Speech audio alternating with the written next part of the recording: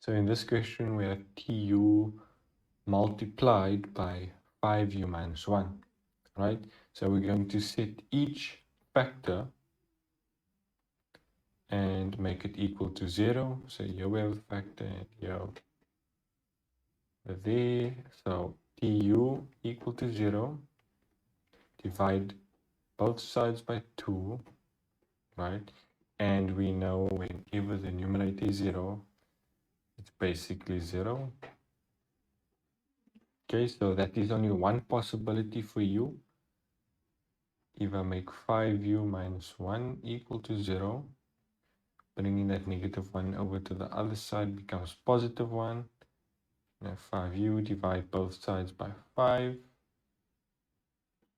Cancel out of that, and I have u equal 1 over 5.